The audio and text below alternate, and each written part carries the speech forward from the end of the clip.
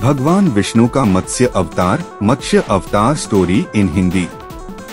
सतयुग के अंत में जब ब्रह्मा जी के सोने के समय एक राक्षस हयग्रीव ने वेदों को चुरा लिया और सागर में छिप गया, तब संसार में अज्ञानता फैलने लगी। तब भगवान विष्णु ने मछली अवतार लेकर वेदों को पुनः प्राप्त करने का निश्चय किया। राजा सत्यव्रत और मत्स्य अवतार। दक्षिण भारत में राजा सत्यव्रत, जो आगे चलकर वैवस्वत मनु बने, बड़े ही धर्मपरायण और भगवान के भक्त थे। एक दिन जब वे नदी में जल अर्घ्य दे रहे थे, तो उनके हाथ में एक छोटी सी मछली आ गई। जब राजा उसे पानी में वापस छोड़ने लगे, तो मछली ने उनसे कहा, राजन, मुझे बड़ी मछलियां खा सकती हैं, कृपया मेरी रक्षा करें। राजा को आश्चर्य हुआ, लेकिन उन्होंने मछली को अपने कमंडल में रख लिया। कुछ ही घंटों में वह मछली इतनी बड़ी हो गई कि कमंडल में नहीं समा पाई। राजा ने उसे एक बड़े घड़े में डाला, लेकिन कुछ ही देर में वह और बढ़ गई।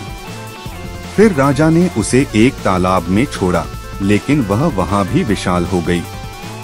अंततः राजा सत्यव्रत ने समझ लिया कि यह कोई साधारण मछली नहीं, बल्कि स्वयं भगवान विष्णु हैं।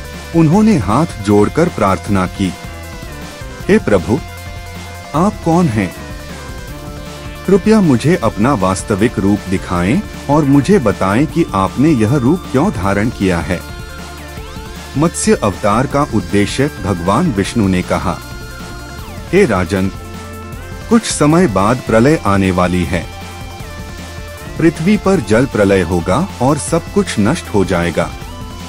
मैं एक विशाल मछली का रूप धारण करूंगा और एक बड़ी नाव की व्यवस्था करूंगा।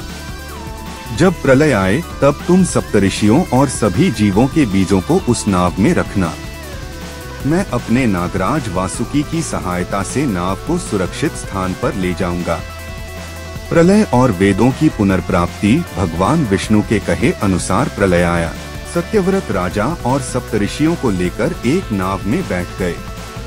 उसी समय हयग्रीव राक्षस समुद्र में वेदों को छिपाए हुए था। भगवान विष्णु ने विशाल मत्स्य रूप धारण करके हयग्रीव का वध किया और वेदों को पुनः ब्रह्मा जी को लौटा दिया। इस प्रकार भगवान विष्णु ने मत्स्य अवतार लेकर वेदों की रक्षा की और प्रलय के बाद नई सृष्टि का आरंभ किया। राजा सत्यव्रत आगे चलकर मनु बने, जिनसे मनुष्य जाति का विकास हुआ। मत्स्य अवतार का संदेश। भगवान विष्णु का यह अवतार हमें सिखाता है कि धर्म और ज्ञान वेद की रक्षा के लिए भगवान हमेशा सहायता करते हैं। सत्य, भक्ति और सद्गुणों के पालन से भगवान की कृपा प्राप्त की जा सकती है।